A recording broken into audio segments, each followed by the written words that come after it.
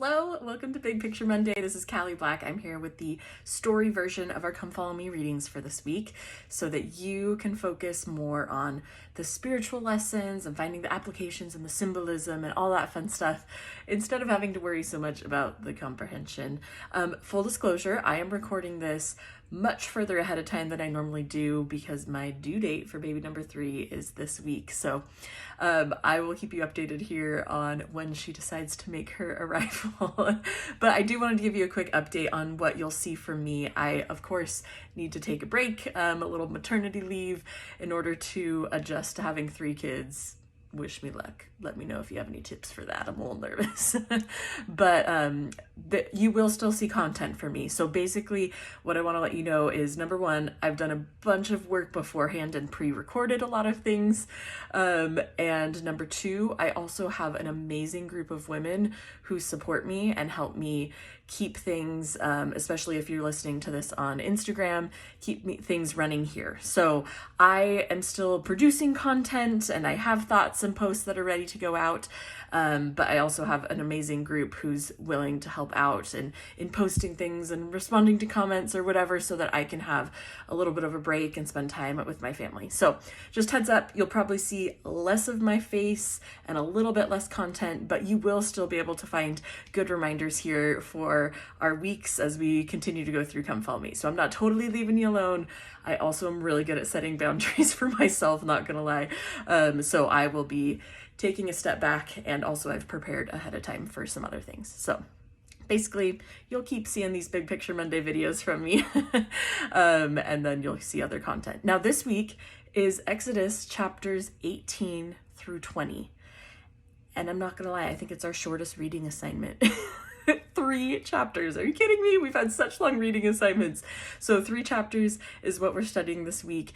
And the reason why is because it's packed with a whole bunch of spiritual stuff. So when there's a lot of spiritual stuff, you'll notice that the reading assignments often get a little bit shorter so that we can focus on it. And we are studying some of literally the most famous scriptures in the entire world that people who are not of any religion are still familiar with this week. Yes, I'm talking about the 10 Commandments. So we will be studying that this week. But there are some other good little stories and insights, and I love learning about the context of the 10 Commandments a little bit more. You know, you kind of have the picture in your mind, Moses on the mountain, but how did they get there, and what were the children of Israel experiencing? And I want to put this in perspective a little bit, because when we say that the children of Israel wandered in the wilderness for 40 years, I think a lot of us, myself included, picture this as they're wandering for 40 years, like walking from place to place constantly. But really, think of it more as they're a nomadic people.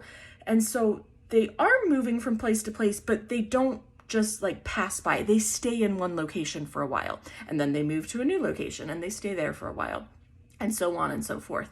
And so we are going to study about what these Israelites did when they got to Mount Sinai. Now, they are going to stay at Mount Sinai for about a year.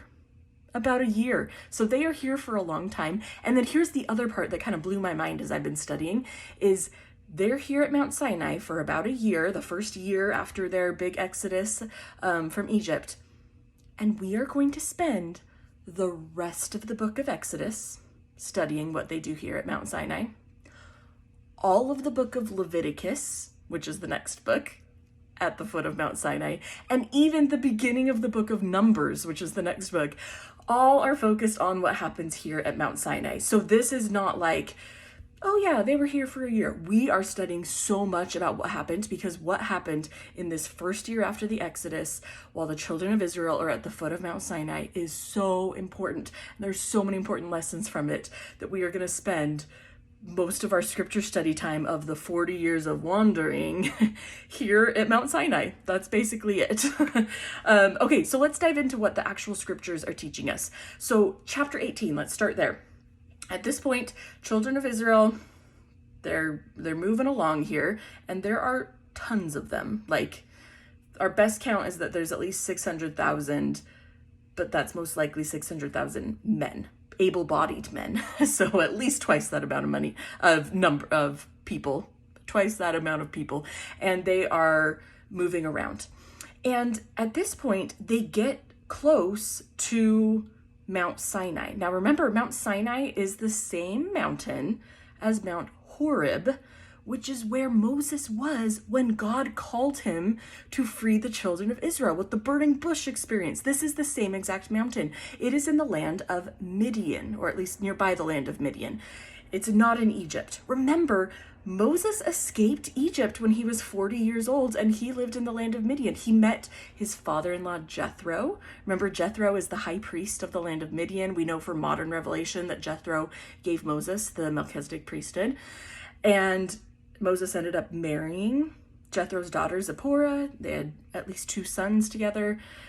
Moses didn't live in Egypt from age 40 to age 80 when he was called on Mount Horeb to free the children of Israel. Now, what it seems like, what we can kind of assume from these chapters, is that when Moses then went back with his brother Aaron to Egypt to free the children of Israel, he left his wife and his 2 kids with Jethro, with his father-in-law. Because at this point, they're in the land of Midian, and Jethro hears what's going on. They weren't in Egypt for this whole Exodus. He's just hearing about what's happening.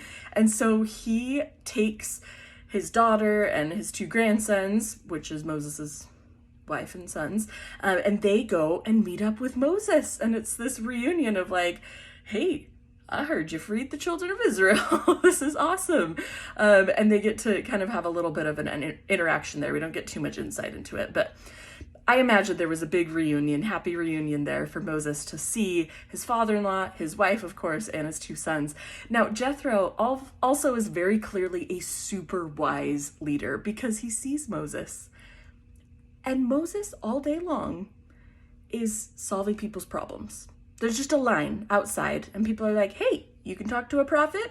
Sign me up. I'll wait in line to talk to a prophet. Or I have a problem and I think the prophet should weigh in on this problem. So they all are waiting in line, and Moses is spending all of his time solving other people's problems. And Jethro sees this and he's just like, oh, Moses, can I give you some advice here?